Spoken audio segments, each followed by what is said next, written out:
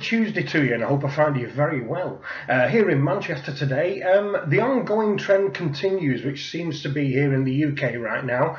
Variance between very nice, very sunny days and cooler, more cloudy days. Well, as we are seeing right now, if anybody's watching Wimbledon, we're getting little bits of rain. Now, when I say little bits, we're getting periods where we're just getting absolutely torrential rain, and that's happening here in Manchester, so a normal summer. What I want to talk about today is really something that came to me, just kind of thinking about me and where I've come to in my watch collecting journey. And kind of here's the question. You decide that you would like to collect watches. So what kind of collector are you going to be? Now, I know that might sound a very simple and straightforward question. You know, you're going to spend money on watches, and you are going to build up a number of them, hence a collection, hence you are a watch collector. But there's more to it than that, as we're all aware.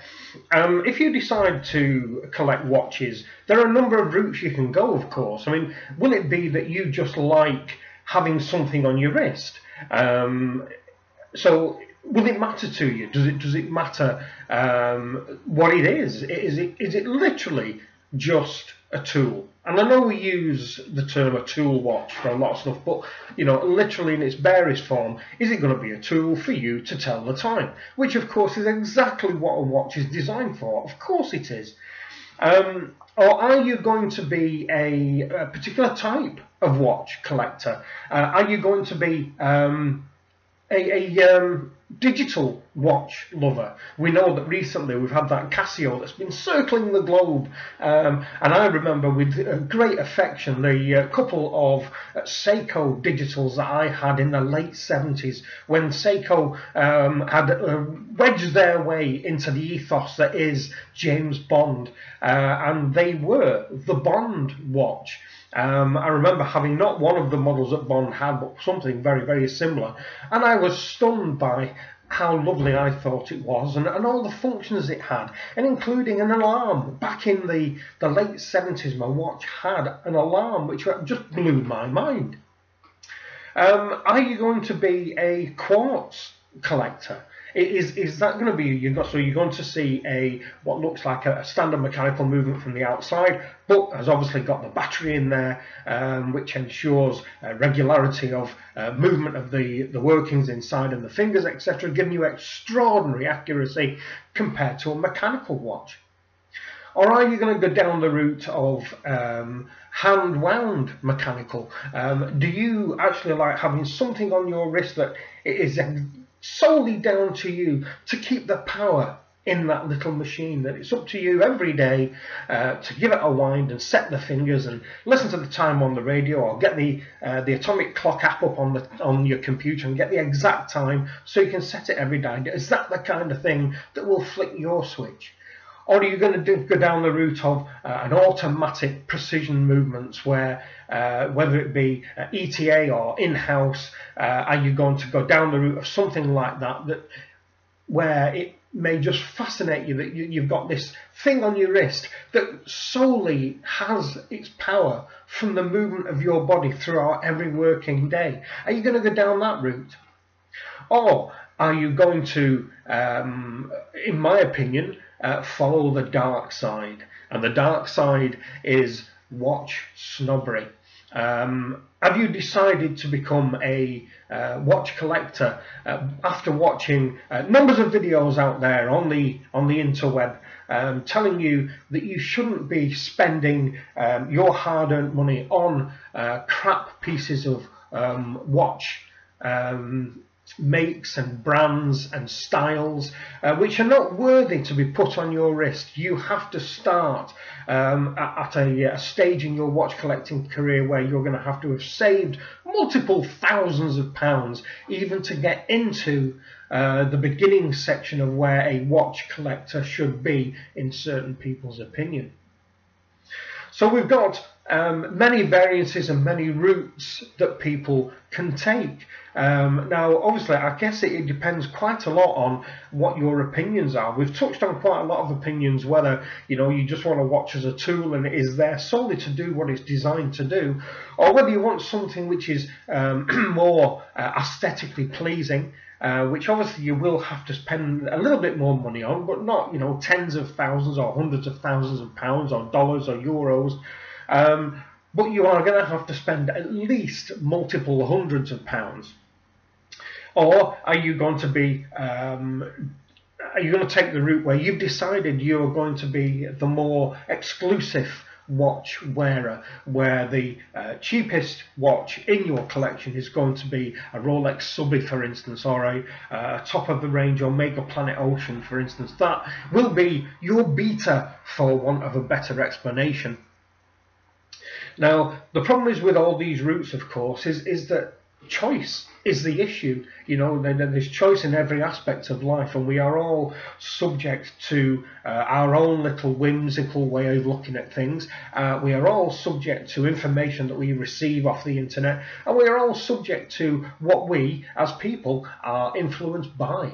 God forbid there are people out there who are influenced by celebrities who wear certain trainers or certain clothes or indeed certain watches, and people will buy perfumes because a certain actress is wearing it and that kind of thing. What they fail to remember, of course, is that a certain actress or actor is being paid multiple millions of dollars or pounds to actually put that advert out there. They may well not wear that perfume at all, but hey, it's enriching their bank account.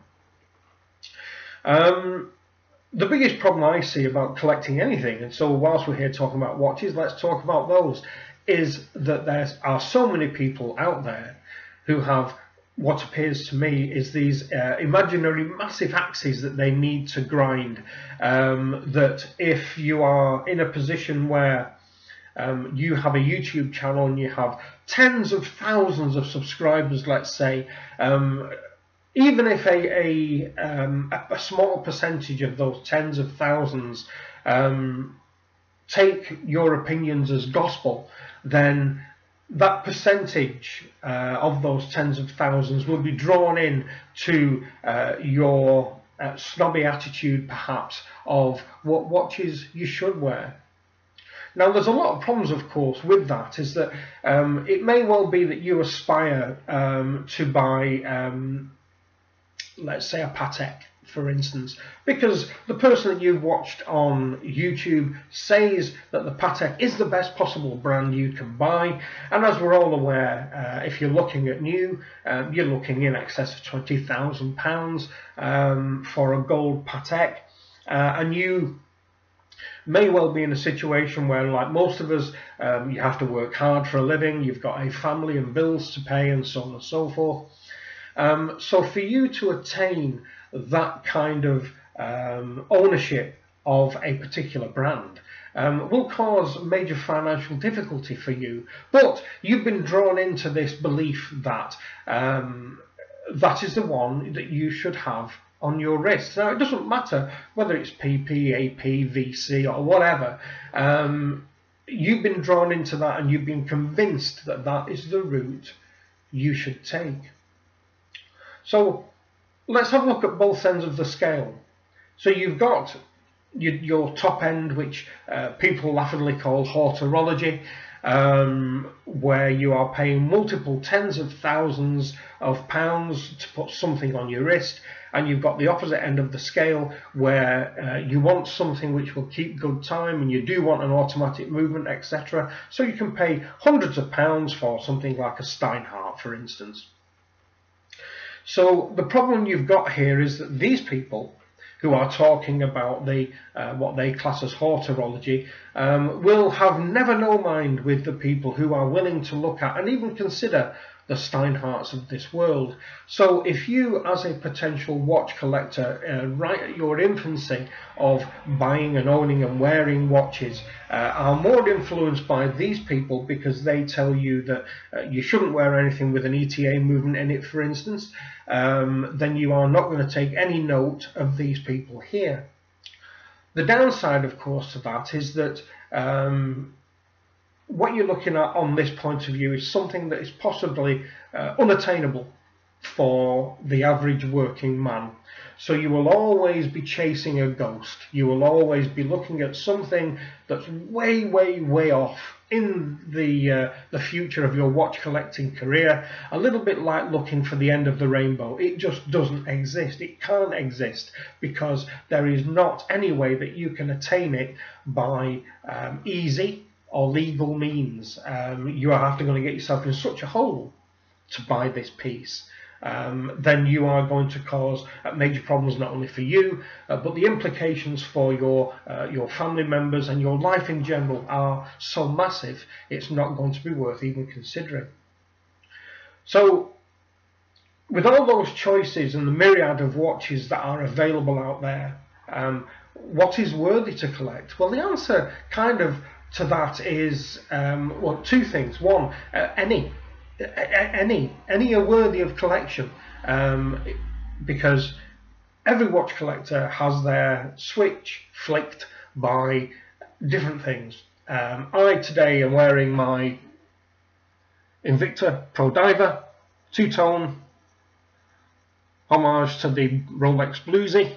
Now, I know these are hated, and I understand why the big, awful, audacious, awful divers that Invicta make, and they sell massively in the Far East markets and in the USA. And I understand why those are hated. I really do. They're awful and gaudy and dreadful, and I wouldn't put one on my wrist. But this, I like because of how it looks. I like because it was a gift from my beloved, and I like because it has a bulletproof Seiko 5 movement in there. So whatever way I look at this, I don't lose, and it's less than £100, and I love it to pieces. Now, there are those out there, and there are more of them than we would like to think, who would scoff at this and say I shouldn't have this in my collection. Well, I have it in my collection because I think it deserves to be there, and standing next to my GMT and standing next to my Hulk, it doesn't look bad at all, I have to say. So the choice of what watches to buy is a very subjective thing. There are, we know there's a massive traction at the moment for the Amphibia, the Vostok Amphibia. Now, for me, they don't do a lot for me. Not because they're Russian and not because they're a bit agricultural, just generally they're a bit bling for me. They tend to be very highly polished, and I don't particularly like the mesh bands, etc. And I know I could put a strap on them and so on and so forth, but for me it doesn't do it for me, but it does do it for many, many people, and that in itself is a prime example of how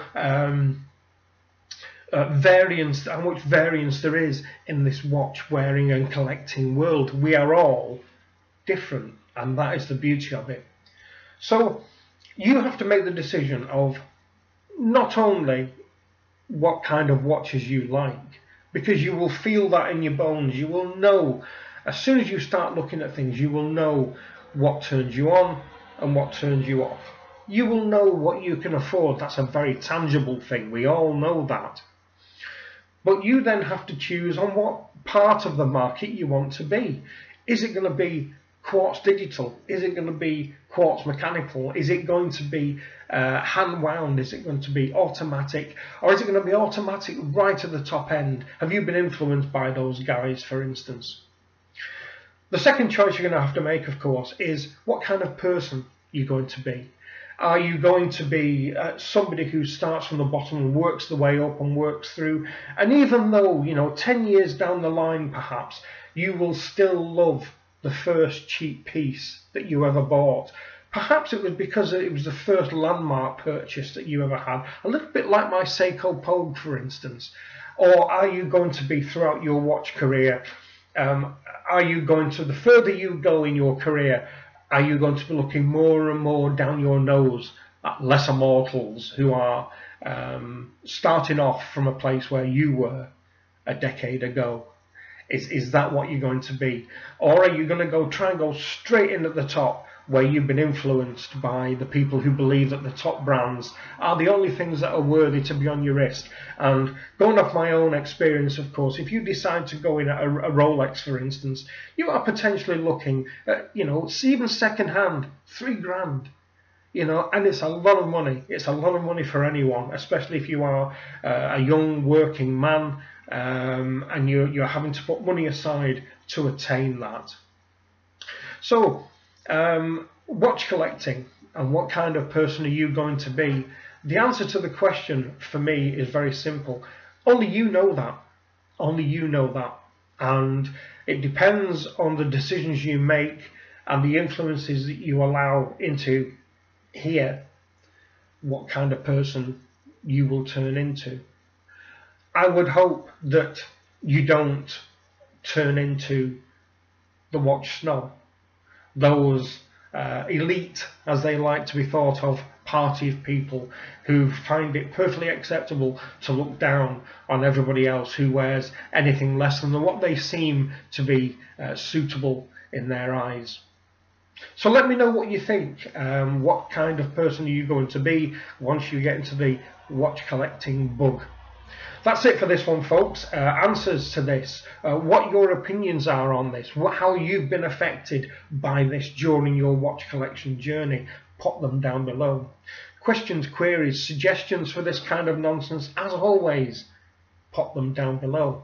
I've not checked my figures today, so I have no idea whether I've got any comments or any new subscribers. Either way, I will get back to you as soon as I possibly can. Hopefully today we'll have some more play at Wimbledon. It's getting really interesting now. For those of you who are interested in tennis, drop me any comments that you have down below about the tennis. Let me know what you think about Djokovic going out, and let me know what you feel the ramifications are of that. So for now, people, thank you very much for watching. Great to speak to you, and I'll speak to you again soon. Bye-bye.